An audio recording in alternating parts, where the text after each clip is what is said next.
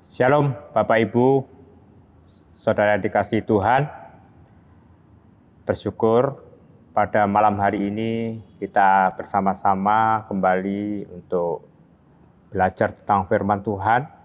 Ya, kita tahu ini sudah beberapa kali kita ketemu lewat online, tapi kita tetap mengucap syukur atas segala perkara yang Tuhan masih berikan kepada kita sampai malam hari ini kita ada. Kita bisa bertemu, kita bisa saling mendoakan, saling bersyukur kepada Tuhan Yesus Kristus. Bapak Ibu, malam hari ini kita akan belajar bersama-sama firman Tuhan dengan judul Hidup yang Merdeka. Hidup yang merdeka. Merdeka, kalau kita lihat arti merdeka itu adalah bebas, ya.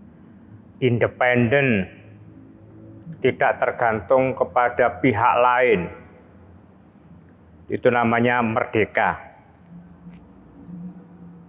Sebelumnya kita akan membaca satu firman, satu ayat yang terdapat di dalam Galatia 5. Ya, Galatia 5 kita akan membaca ayat yang pertama. Kita akan belajar bersama-sama lewat firman ini. Galatia 5 ayat yang pertama, di situ disebutkan bahwa supaya kita sungguh-sungguh merdeka.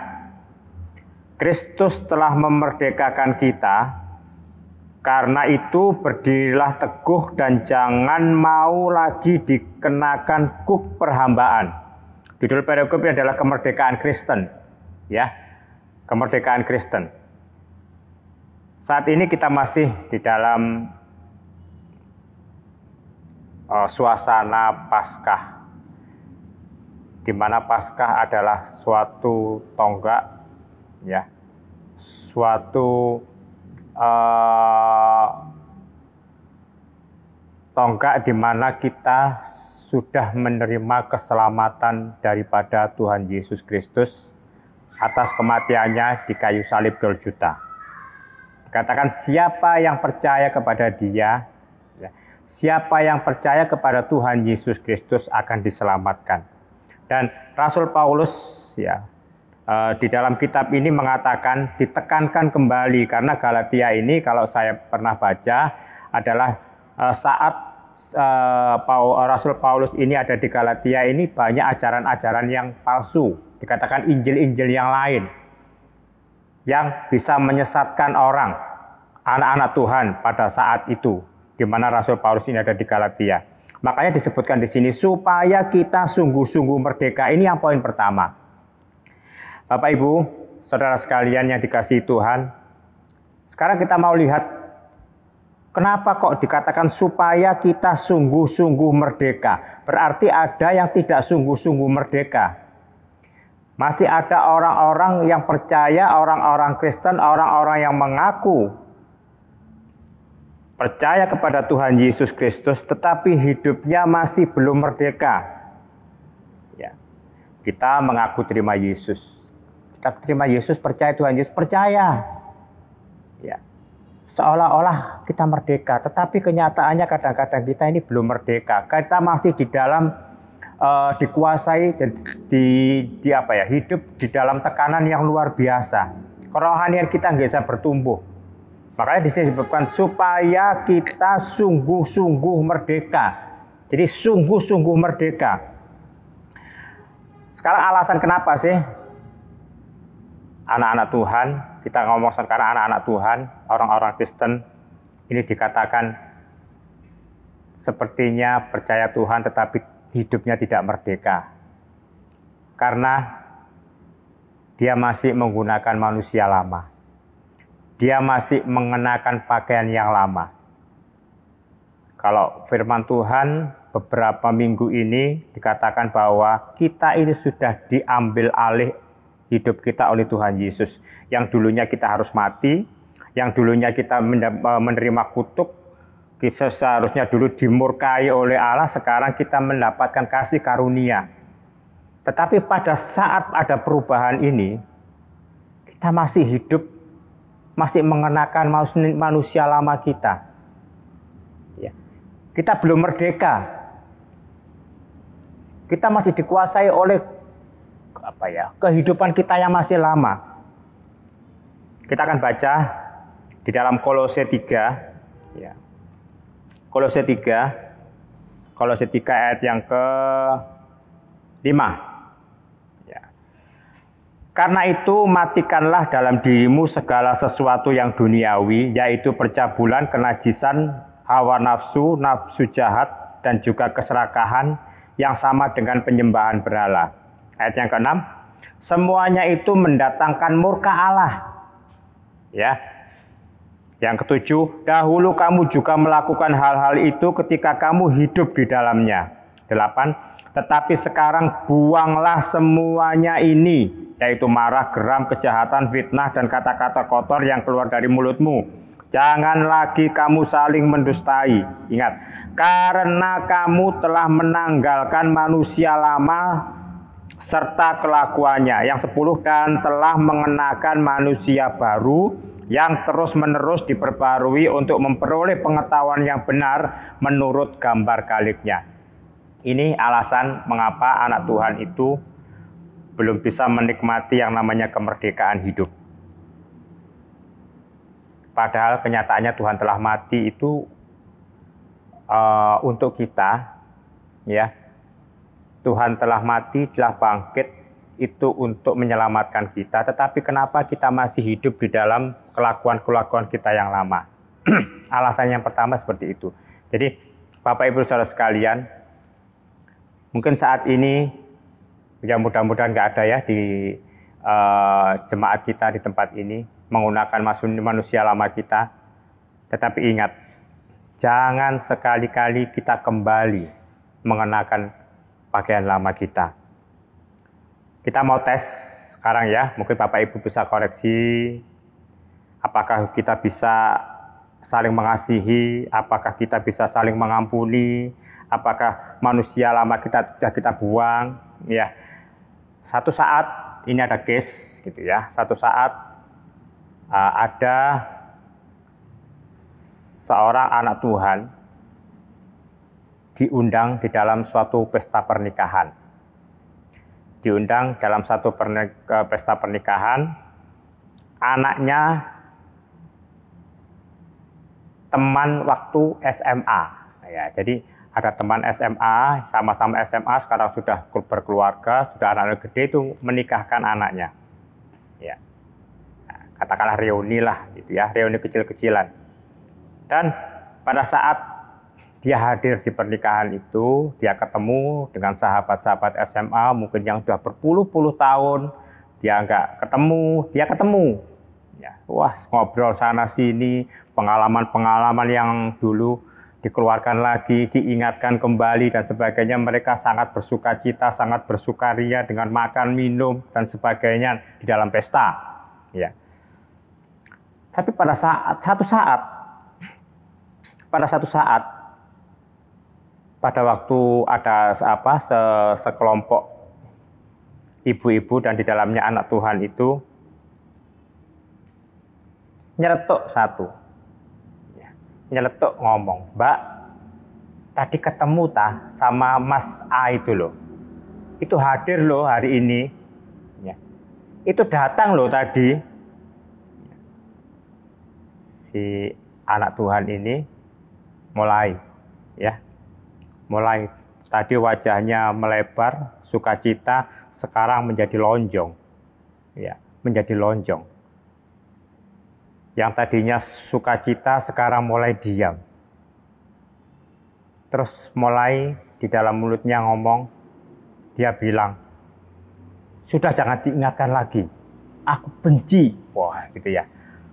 "Aku benci, aku marah, aku tidak bisa lupa, aku sangat disakiti," dan sebagainya.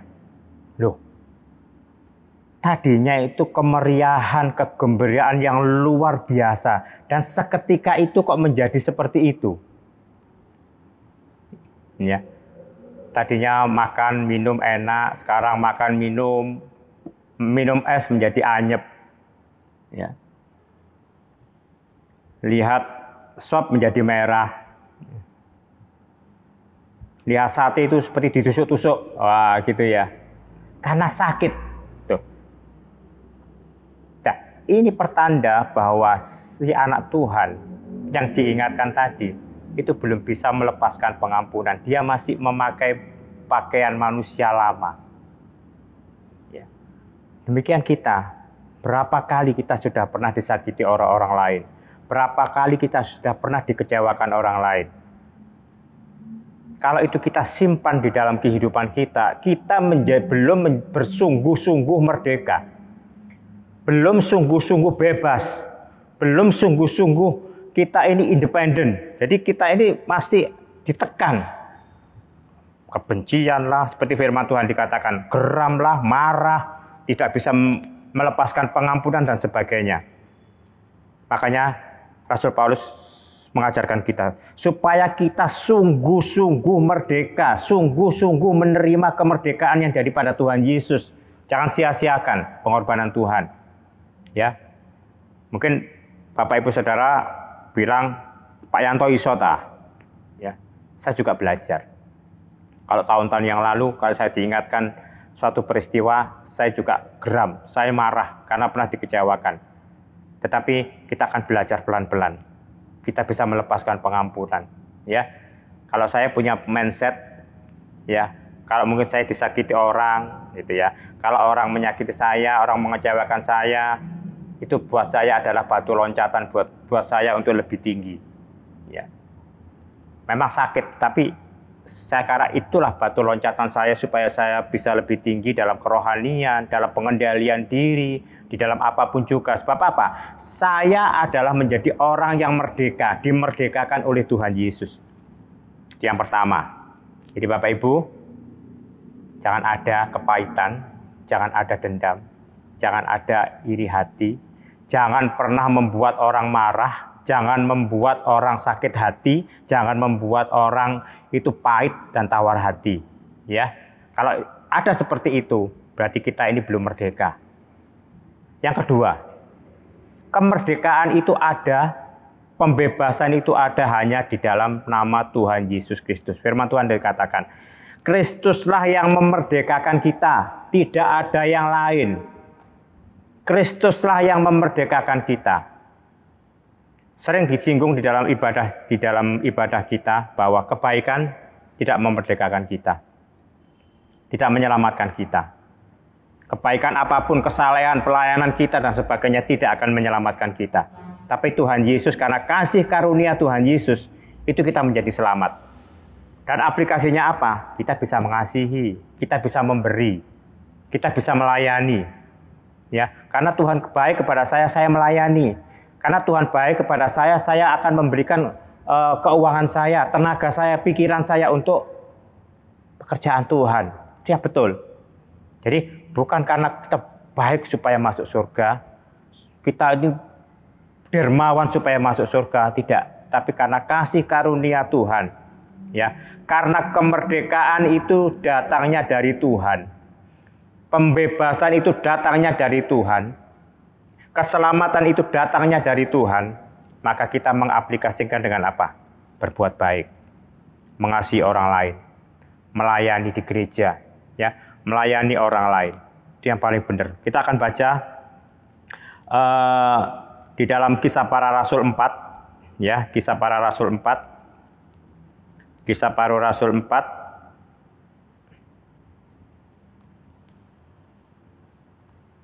Kita baca ayat yang ke-12.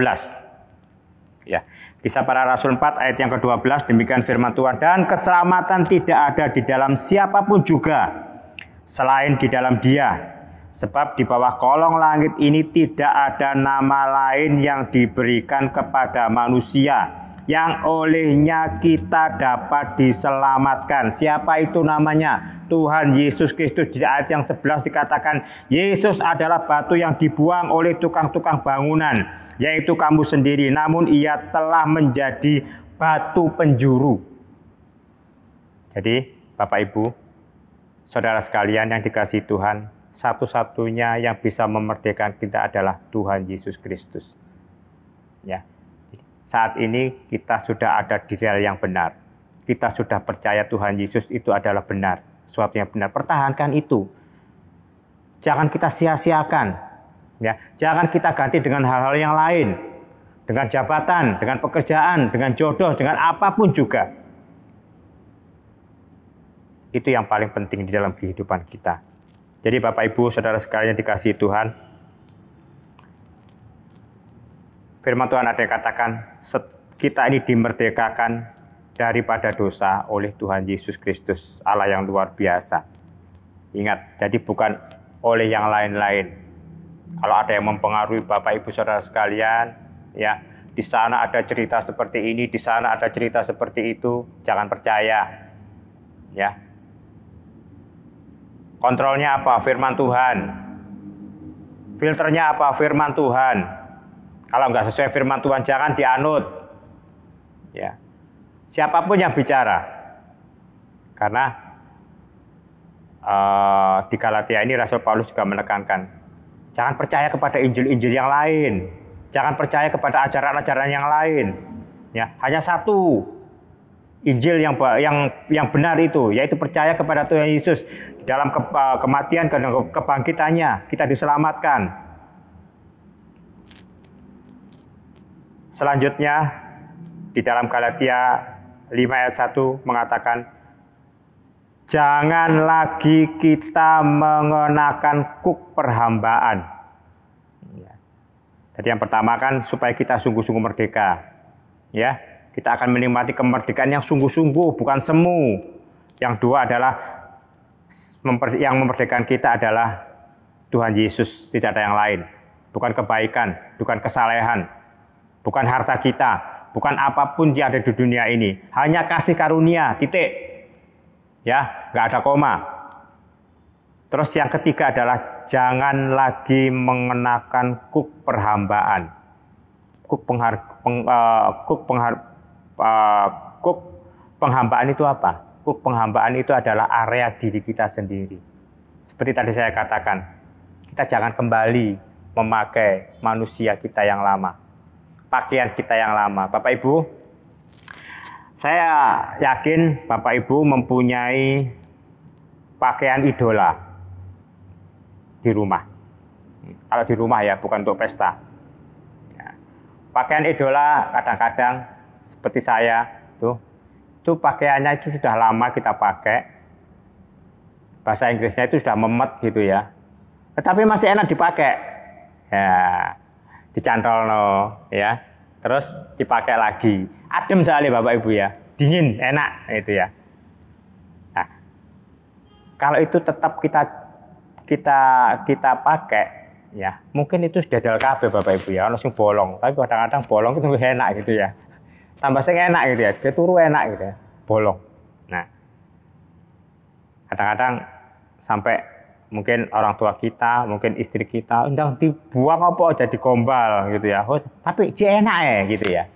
Nah, Bapak Ibu Saudara sekalian, kadang-kadang kita seperti itu ya. Kita masih enak memakai manusia yang lama kita ini. Ya, enak masih memakai yang lama. Tapi Rasul Paulus mengatakan jangan lagi menggunakan itu. Ya, jangan lagi menggunakan perasaan kita yang gampang benci, gampang marah, gampang tersinggung, gampang. Karena itu membuat iman kita tidak bertumbuh di dalam Tuhan. Ya, kita perhatikan, kita bisa memperhatikan diri kita sendiri masing-masing, atau mungkin kita bisa memperhatikan orang lain. Berapa tahun orang itu ikut Tuhan Yesus, mulai dibaptis sampai sudah sepuh, sampai sudah tua. Ada nggak perubahannya? Apa tetap seperti itu ya? Begitu dibaptis, tetap aja. Yang marah tetap marah. Ya. Yang suka tersinggung tetap tersinggung. Yang tidak bisa mengampuni tetap tidak bisa mengampuni. Nggak ada perubahan sama sekali. Tetapi Rasul Paulus firman Tuhan ya pada malam hari ini mengatakan, jangan kita kenakan lagi itu, kita buang. Ya, kita buang. Karena masih kita pakai, itu kita nggak akan bertumbuh. Ya, kita menyia-nyiakan keselamatan daripada Tuhan Yesus yang telah menyelamatkan kita, memindah kita dari yang akan dimurkai menjadi orang yang diberkati. Oleh sebab itu, Bapak Ibu Saudara sekalian, malam hari ini biarlah firman Tuhan ini mengingatkan kita. Jadilah orang-orang yang telah dimerdekakan Tuhan. Jadilah orang-orang yang hidup merdeka dengan sungguh-sungguh. Ya. Pasti kita akan menikmati berkat itu luar biasa dalam kehidupan kita. Kita bisa bertumbuh. Ya. Perubahan demi perubahan kita akan jalani. Memang sakit. Ya, sakit. Coba kalau melepaskan pengampunan, sakit enggak? Sakit. Pada waktu Tuhan Yesus mati, Tuhan Yesus hidup, pada waktu Tuhan Yesus hidup di dunia ini, Tuhan Yesus ditangkap, Tuhan Yesus dianiaya dan sebagainya, sampai mati di kayu salib, gampang. Penderitaan yang luar biasa. Untuk siapa? Untuk saya, untuk kita semua. Oleh sebab itu, jangan sia-siakan keselamatan, pengorbanan Tuhan. Kita akan nikmati karunia ini dengan sungguh-sungguh hidup merdeka. Jadi kalau ketemu saudara, ya mungkin saudara itu pernah menyakiti kita, enak, kita nggak ada masalah. Ya, pada mungkin kita ketemu mungkin sahabat kita yang lama, yang sudah berpuluh-puluh tahun pernah menyakiti kita, kita ketemu, nggak ada apa-apa, lupa, ya, lupa, sudah nggak apa-apa, nggak masalah. Karena apa? Saya punya Tuhan Yesus. Saya bisa mengampuni. Itu hidup kita jadi merdeka. Ya. Kumpul siapa saja kita bisa. Karena apa? Enggak ada ganjelan hati. Kita menjadi berkat. Dan kita bisa mengekspresikan kuasa Tuhan ini lewat kehidupan kita. Kita menjadi suratan daripada Tuhan Yesus Kristus. Jadi Bapak Ibu, jadilah orang-orang merdeka di dalam Tuhan Yesus.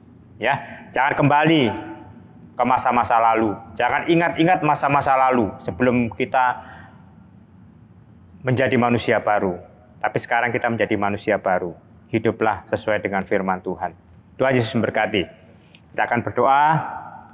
Kita juga akan berdoa buat bangsa dan negara ini, supaya bangsa dan negara ini tetap diberikan anugerah yang luar biasa, melewati pencobaan, melewati halangan-halangan, supaya masyarakat Indonesia menjadi masyarakat yang makmur, nama Tuhan dipermuliakan. Kita akan berdoa. Terima kasih Tuhan Yesus, kami bersyukur malam hari ini Tuhan, lewat renungan yang singkat ini kami diingatkan kembali supaya kita menjadi orang-orang yang sungguh-sungguh merdeka di dalam Engkau Tuhan. Supaya kami tidak mengingat-ingat, tidak mengenakan manusia lama kami, tetapi saat kami ditebus, saat kami percaya kepada Engkau Tuhan, kami mengenakan manusia baru. Kami boleh terus bertumbuh dan mengenal Engkau secara benar. Hidup kami menjadi hidup yang memberkati orang lain. Hidup kami menjadi hidup yang sungguh-sungguh sesuai dengan firman-Mu. Terima kasih Tuhan Yesus, terima kasih, dan kami sangat bersyukur karena Tuhan yang memerdekakan kami. Kami telah menerima anugerah keselamatan yang luar biasa yang menjadi pengharapan kami untuk waktu-waktu selanjutnya. Kami tidak takut untuk menghadapi apapun juga ada di dalam dunia ini Tuhan, karena kami mempunyai Allah yang luar biasa yang telah menyelamatkan kami menjadi modal buat hidup kami. Terima kasih Tuhan Yesus, terima kasih juga Tuhan. Terus kiranya Roh Kudus mengingatkan kami untuk kami tidak menengok, tidak melihat lagi kelakuan-kelakuan manusia, perbuatan-perbuatan kami yang tidak baik, tidak benar di masa-masa lalu, tetapi kami mengarahkan mata kami ke tujuan kesempurnaan seperti Engkau ya Bapa. Terima kasih Tuhan Yesus, terima kasih. Kami tidak mampu melakukan itu, tetapi Roh Kudus akan menuntun kami, menolong kami, supaya kami menjadi orang-orang yang bebas, orang-orang yang merdeka, menjadi milik-Mu yang luar biasa. Terima kasih Tuhan, terima kasih, berkati malam hari ini untuk sidang jemaat-Mu yang telah bersama-sama kami merenungkan firman-Mu ini Tuhan. Apapun yang dikerjakan Kau berkati, apapun yang menjadi cita-citanya, pengharapannya Tuhan juga akan berkati. Apapun juga yang yang dialami untuk saat ini Tuhan, ajari mereka mengucap syukur karena ini adalah proses menuju sesuatu yang luar biasa yang Tuhan sediakan buat sidang jemaat-Mu. Terima kasih Tuhan, terima kasih berkati juga untuk bangsa dan negara kami Indonesia. Tuhan tolong yang saat ini telah gencar melakukan vaksinasi, Tuhan juga akan tolong, Tuhan akan sertai supaya bangsa ini terbebas dari COVID-19 dan kami boleh kembali melakukan aktivitas dengan normal. Dan terlebih daripada itu Tuhan, Kau Allah yang dimuliakan, dan Indonesia ini melihat, memandang bahwa Engkau Allah yang luar biasa, Allah yang hidup, Allah yang memberikan pengharapan yang sejati. Terima kasih Tuhan, terima kasih. Kami serahkan doa dan ucapan syukur kami malam hari ini dalam nama Tuhan kami Yesus Kristus. Haleluya. Amin.